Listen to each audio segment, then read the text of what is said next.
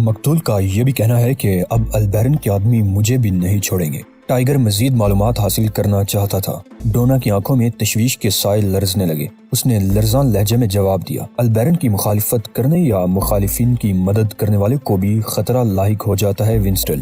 اگر اسے تمہارا نام معلوم ہو گیا اور یہ بھی علم ہو گیا کہ تم کتنے امیر آدمی ہو تو وہ تمہاری رقم کے لالچ میں تمہیں بھی اغوا کرنے کی کوشش کرے گا۔ ٹائیگر طویل سانس لے کر کھڑا ہو گیا۔ اسے اغوا ہونے کا ہی انتظار تھا۔ مارٹا کی آنکھوں پر پٹی بندھی ہوئی تھی اور وہ گھوڑے پر اس طرح سوار تھی کہ اس کے دونوں ہاتھ پشت پر بندھے ہوئے تھے۔ خود لٹیرے بھی تھکے ہوئے تھے، لہٰذا جب انہیں ہائی وے پر پہنچ کر اپنی پرانی بری ویگن نظر آئی تو خوش ہو گئے۔ انہوں نے کئی کلومیٹر کا سفر طے کیا تھا۔ راستے میں ڈاوسن کو ہوش آ گیا تھا۔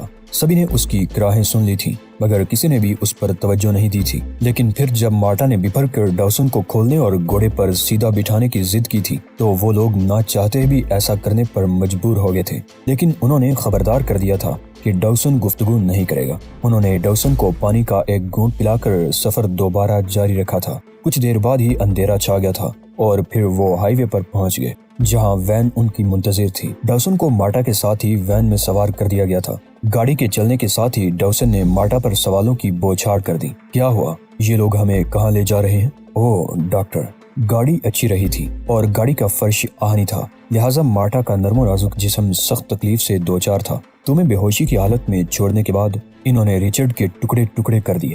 یقین کرو یہ لوگ بربریت کی حدود سے بھی آگے بڑھ گئے تھے۔ پھر اچانک ہی گھوڑے لائے گئے اور ہمیں ان پر سوار کر دیا گیا۔ میری آنکھوں پر بھی پٹی باندھ دی گئی تھی، لہٰذا تمہاری طرح مجھے بھی علم نہیں کہ ہم کس راستے سے گزر کر آئے ہیں۔ ان کے لیڈر ایڈم نے کسی البیرن ڈی بارنیکا کا نام لیا ہے۔ میرا خیال ہے کہ البیرن ہی ان ڈاکوؤں کا سرغنہ ہوگا۔ لیکن انہوں نے ہمیں کیوں اغوا کیا مارٹا؟ یہ سوال فریاد کے انداز میں کیا گیا تھا۔ پتہ نہیں، ایڈم نے بھی اس بارے میں کوئی ذکر نہیں کیا، لیکن شاید وہ تمہیں ہی اغوا کرنے کے لیے ادھر آئے تھے۔ میں تو محض بونس میں ان کے ہاتھ لگ گئی۔ اوہ، ایسا لگتا ہے جیسے ہم پہاڑی علاقے میں لے جائے جا رہے ہیں۔ مارٹا نے موضوع بدل دیا۔ سنو ڈاکٹر، اگر ان کے چنگل سے نجات حاصل کرنی ہے تو تمہیں خود کو سنبھالنا ہوگا۔ اگر خوفزدہ رہے تو کوئی فائدہ نہیں ہوگا۔ لیکن ہمیں تو یہ بھی معلوم نہیں کہ ہم کہاں ہیں۔ اس صورتحال میں فرار کا منصوبہ کیسے بنائیں گے؟ ڈاکٹر ڈاوسن واقعی ہمت ہار چکا تھا۔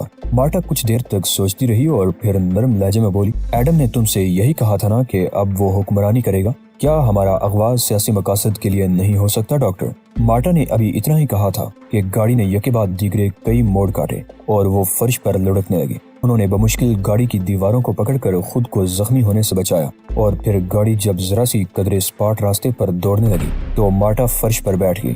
میرا خیال ہے کہ یہ لوگ انقلابی ہیں اور سیاسی مقاصد کے لیے اغوا کر رہے ہیں۔ ایسے لوگوں کو کسی خطرے کی پرواہ نہیں ہوتی۔ لیکن جب میں نے ایڈم کو یہ بتایا کہ میں امریکی نہیں اسرائیلی ہوں تو وہ مجھے چھوڑ کر پیچھے ہٹ گیا۔ ویسے وہ اسرائیل کے نام سے بھی زیادہ متاثر نہیں ہوا تھا۔ بھلا وہ اس نام سے کیسے متاثر ہوتا؟ ڈاکٹر ڈاوسن نے منہ بنا کر کہا، اسرائیل یہاں سے 8000 میل دور ہے اور ضروری نہیں کہ ہر کوئی تمہاری بلیک میلنگ کا شکار ہو جائے۔ دنیا میں اسرائیل سے بھی زیادہ بڑے غنڈے موجود ہیں۔ مارٹا کے چہرے پر تلخ مسکراہٹ دوڑ گئی۔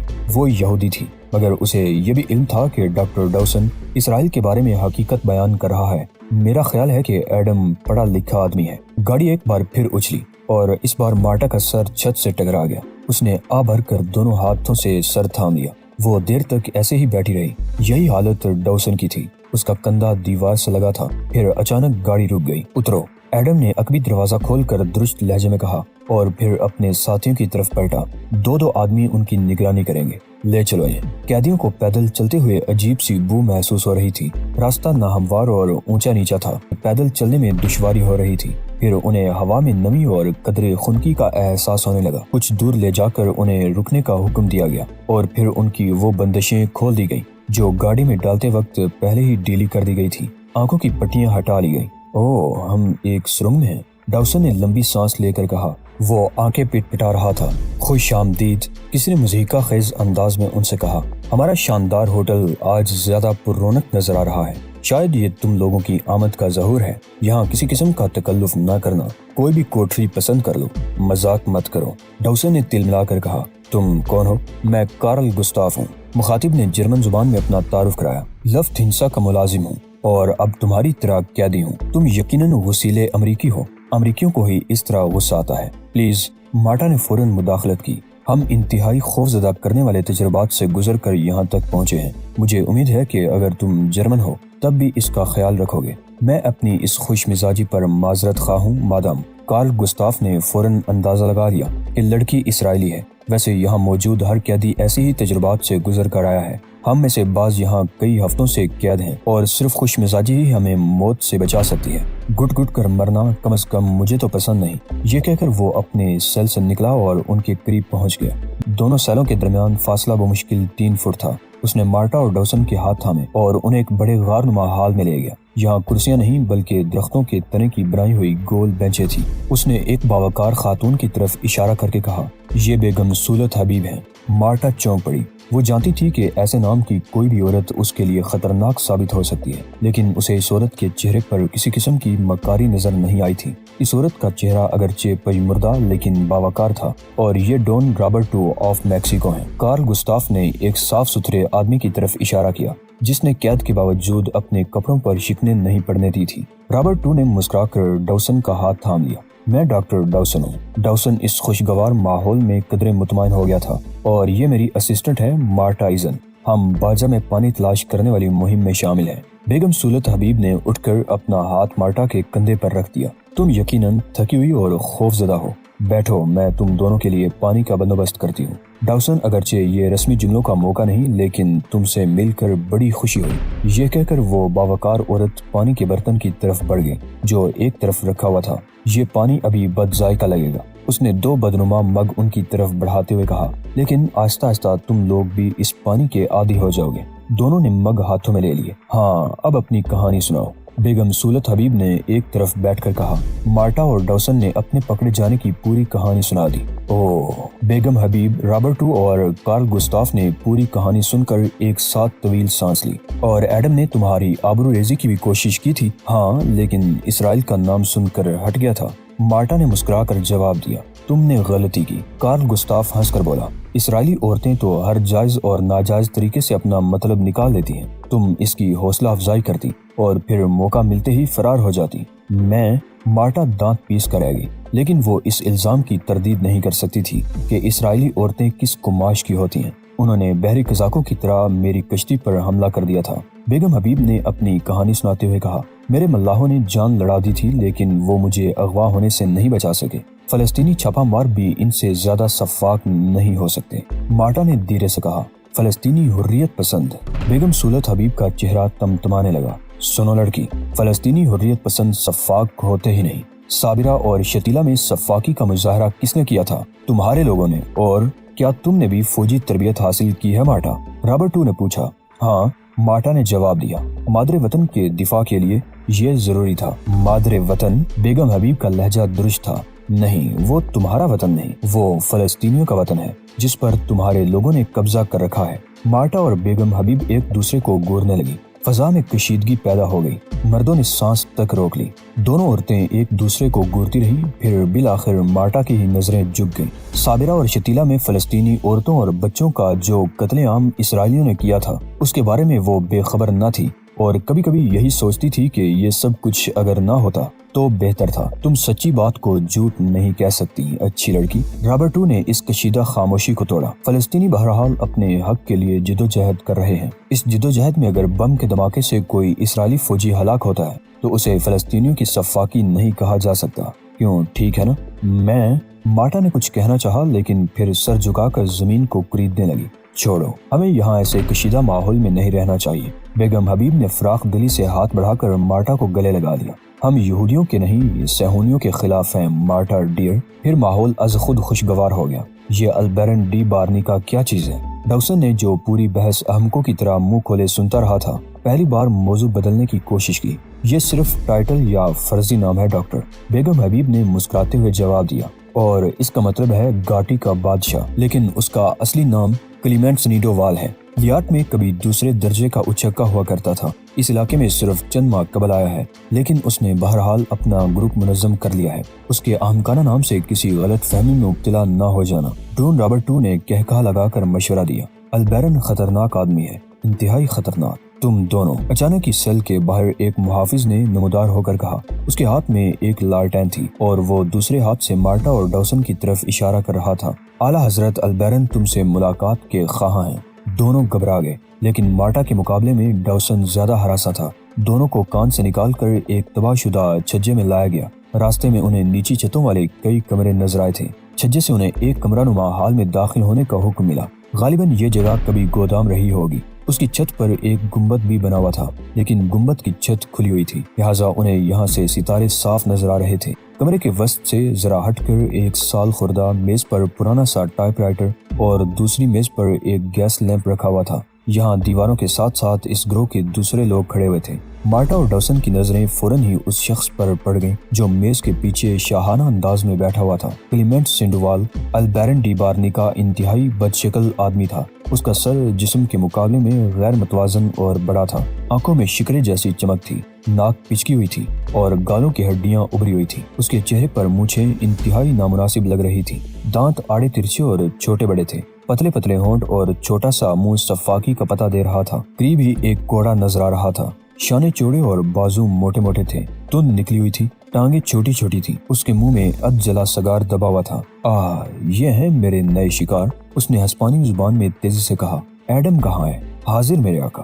ایڈم نہ جانے کہاں سے اچانک ہی اس کے سامنے آ گیا۔ آپ نے مجھے یاد کیا میرے مالک، یہ تم کیا اٹھا لائے؟ البیرن نے مارٹا اور ڈاوسن کی طرف اشارہ کر کے کہا، تم نے تو کہا تھا کہ امریکہ سے ایک اہم سائنسدان آ رہا ہے اور تم اسے اٹھا لائے جو شکل ہی سے احمق لگ رہا ہے۔ یہی پروفیسر پیٹر ڈاوسن ہے عظیم البیرن، ایڈم نے دھیمے لہجے میں جواب دیا۔ اس گفتگو کو سن کر ڈاوسن کے چہرے کی رنگت غصے اور خوف سے فاق ہو گئی۔ اس کے ہاتھ کانپنے لگے۔ میں یونیورسٹی آف ایریزونا کا پروفیسر ڈاوسن ہوں، اس نے کپ کپاتی ہوئی آواز میں کہا۔ تم لوگوں نے مجھے کیوں اغوا کیا ہے؟ خاموش۔ البیرن کا چہرہ غصے سے اور زیادہ بگڑ گیا۔ تم صرف اسی وقت کچھ کہو گے جب تم سے کہا جائے۔ تم غصے کی حالت میں بہت دلکش لگتے ہو البیرن، مارٹا نے سلیس ہسپانوی میں کہا۔ اس کے لہجے میں طنز واضح تھا۔ ایک شخص کو پہلے پیٹو اور پھر اس پر روب جماؤ، یہ اچھا طریقہ ہے البیرن۔ یہ عورت کون ہے؟ البیرن نے غصیلے انداز میں دونوں ہاتھ میز پر رکھ کر ایڈم سے پوچھا۔ میں تمہارے لیے ایسا مسئلہ ہوں جسے تمہارا نائب گھوڑے پر بٹھا کر یہاں لے آیا ہے۔ مارٹا بھی پیچھے رہ جانے والی نہیں تھی۔ اپنی زبان بند رکھو عورت۔ البیرن داڑا۔ یہ کون ہے ایڈم؟ مارٹا اذن اعلیٰ حضرت، اور میں اسرائیلی شہری ہوں۔ مارٹا نے ترپ کا پتہ استعمال کیا، اور اگر تم لوگوں نے مجھے فوراً رہا نہ کیا تو یقین کرو کہ تمہارے لیے سنگین مسائل اٹھ کھڑے ہوں گے۔ اتنا کافی تھا۔ البیرن بجلی کی طرح اپنی کرسی سے اٹھا، مارٹا کی طرف بڑھا اور اس نے مارٹا کے بال پکڑ کر اسے جھنجھوڑ ڈالا۔ ساتھ ہی اس کا بایاں ہاتھ مارٹا کے چہرے پر پڑا۔ وہ گھٹنوں کے بل گری اور اس کے ہونٹوں سے خون بہنے لگا۔ البیرن واپس کرسی پر بیٹھ گیا۔ شاید تم نہیں جانتی کہ اس وقت کس سے مخاطب تھی۔ البیرن کا لہجہ بہت خونخوار تھا۔ اس دوران میں مارٹا بمشکل اٹھ کر کھڑی ہوئی۔ میں باجا کیلیفورنیا کا حکمران بننے والا ہوں، پھر میرے آدمی جو کہیں گے وہی قانون ہوگا، لہٰذا تمہیں مجھ سے مخاطب ہوتے ہوئے وہی انداز اختیار کرنا پڑے گا جو حکمرانوں کے سامنے اختیار کیا جاتا ہے۔ تم مجھے یور ایکسیلنسی کہو گی اور صرف اس وقت بولو گی جب تم سے بولنے کے لیے کہا جائے گا، سمجھ گئی؟ بولو۔ اس نے دوبارہ اٹھنا چاہا تھا، مگر اسی لمحے ڈاوسن اور مارٹا دونوں نے یس یور ایکسیلنسی کہہ دیا اور یور ایکسیلنسی کے ہونٹ مسکرانے کے انداز میں پھیل گئے۔ ٹھیک، اس نے کرسی پر بیٹھ کر کہا، تم دونوں جلد طور طریقے سیکھ جاؤ گے۔ ہاں، تم نے پوچھا تھا کہ تمہیں قیدی کیوں بنایا گیا ہے۔ اس کا جواب بہت آسان ہے۔ تم ہی لوگ مجھے یہ زمین حکمرانی کے لیے دو گے، یاد دلاؤ گے۔ میں انقلابیوں کی طرح یرغمالی جمع کر رہا ہوں، لیکن میرا مقصد احمقانہ نہیں، میں اقتدار چاہتا ہوں، اور جب میرے پاس یرغمالیوں کی تعداد بہت زیادہ ہو جائے گی تو تمہارے لوگ تمہیں آزاد کرانے کے لیے مجھے یہ زمین دینے پر مجبور ہو جائیں گے۔ میں مناسب وقت پر اپنے مطالبات کا اعلان کروں گا، پھر تمہاری حکومت میکسیکو پر دباؤ ڈالے گی اور باجا کیلیفورنیا میرے حوالے کر دیا جائے۔ میں اپنا ملک حاصل کر کے امریکہ کے یرغمالی واپس کر دوں گا۔ البیرن مارے خوشی کے میز پر مکے مارنے لگا۔ سوچو، ذرا سوچو، اس نے دونوں ہاتھ اٹھا کر کہا۔ البیرن ڈی بارنی کا باجا کیلیفورنیا کا صدر مملکت بن جائے گا۔ واہ، ہم تمہاری قدر کرتے ہیں۔ تمہیں اپنا مقصد حاصل کرنے کے لیے زندہ اور صحت مند رکھا جائے گا، اور جب تم لوگ یہاں سے جاؤ گے تو تحفے بھی دیے جائیں گے۔ دیکھا میں کتنا فیاض حکمراں ثابت ہوں گا۔ مارٹا اور ڈاوسن کو یہ اندازہ لگانے میں کوئی دشواری نہیں ہوئی کہ البیرن پاگل ہے۔ ہٹلر سے بھی گیا گزرا ہے، لیکن اس بار مارٹا نے بھی سچی بات کہنے کی حماقت نہیں کی۔ انہوں نے کلیمنٹ سینڈووال کے سوالوں کا جواب بڑے احترام سے دیا، لیکن آخر میں مارٹا پھر ایک سوال کر بیٹھی۔ آپ کا منصوبہ بہت شاندار ہے یور ایکسیلنسی، اس نے کہا۔ کیا میں پوچھ سکتی ہوں کہ آپ کو ہم سے کوئی عنایت تو نہیں؟ ہرگز نہیں، البیرن نے بڑے خلوص سے جواب دیا۔ میں تم لوگوں سے نفرت نہیں، محبت کرتا ہوں، کیونکہ تم لوگ ہی مجھے حکمرانی دلاؤ گے۔ اگر تمہیں یہاں اپنے قیام کے دوران کسی بھی چیز کی ضرورت محسوس ہو تو بلا تکلف کہہ دینا۔ اس کے موڈ کی یہ تبدیلی بھی پاگل پن کا مظہر تھی۔ مارٹا نے اسی موڈ سے فائدہ اٹھانا چاہا۔ یور ایکسیلنسی، اس نے تمام تر کراہیت کے باوجود پورے اقدام سے کہا، مجھے ان مسائل کا احساس ہے جن کا آپ کو سامنا ہوگا۔ میری اپنی قوم نے آزادی حاصل کرنے کے لیے 2 جنگیں لڑی ہیں، لیکن ہماری قوم ابھی کم عمر ہے، لہٰذا ہر اعتبار سے جذباتی ہے۔ اس لیے یہ مناسب ہوگا کہ مجھے رہا کر کے کوئی اور یرغمالی تلاش کر لیا جائے۔ پھر وہی بات، البیرن کا موڈ پھر خراب ہو گیا۔ نہیں، ہرگز نہیں، میں اب تمہیں اس وقت تک نہیں چھوڑوں گا جب تک تمہاری نوعمر قوم امریکہ پر دباؤ نہ ڈالے کہ البیرن کو اقتدار سونپ دیا جائے۔ بس بہت ہو گیا، لے جاؤ ان دونوں کو۔ ٹائیگر اپنے ہوٹل کے لان میں بیٹھا ہوا ڈاکٹر ڈاوسن اور اس کی اسرائیلی اسسٹنٹ کے اغوا کی خبریں پڑھ رہا تھا۔ اسی اخبار میں پیلنگ کے قتل کی خبر تھی۔ گزشتہ شب پولیس نے صرف اس وجہ سے ٹائیگر کو چھوڑ دیا تھا کہ ڈونا نے اس کی صفائی پیش کر دی تھی، ورنہ پولیس والے تو قتل کے الزام میں اسی کو پکڑنے پر بضد تھے۔ تھانے سے واپسی پر راستے میں ڈونا، لوزا اور ٹائیگر کی گفتگو پیلنگ کے بارے میں ہی تھی۔ لنگ نے البیرن کا نام لیا تھا اور وہی اس گروہ کا سرغنہ ہے ڈونا، ٹائیگر نے کریدنے کی کوشش کی تھی۔ ہاں، ڈونا نے جواب دیا تھا، لیکن کسی کو بھی علم نہیں کہ وہ کہاں ملتا ہے۔ لوگ کہتے ہیں کہ اس گروہ کی کمین گاہ پہاڑوں میں ہے۔ لوزا نے لقمہ دیا تھا۔ ٹرمفو کے آس پاس؟ وہاں تو کچھ بھی نہیں لوزا، ڈونا نے کہا۔ ٹرمفو کہاں ہے؟ ٹائیگر نے فوراً ڈونا کی بات کاٹ دی۔ ٹرمفو؟ ڈونا نے برا سمو بنا کر کہا، اب تو وہ بھوت نگر ہے۔ ایک زمانے میں وہاں بہت بڑی کان ہوا کرتی تھی اور وہاں سے سونا نکالا جاتا تھا، لیکن اب وہاں کی آبادی زیادہ سے زیادہ 300 نفوس پر مشتمل ہے۔ نہ تو وہاں نوکری ملتی ہے اور نہ ہی رات کو تفریح کا موقع، بس ایک بٹی ہے جہاں دانت پگھلائی جاتی ہے۔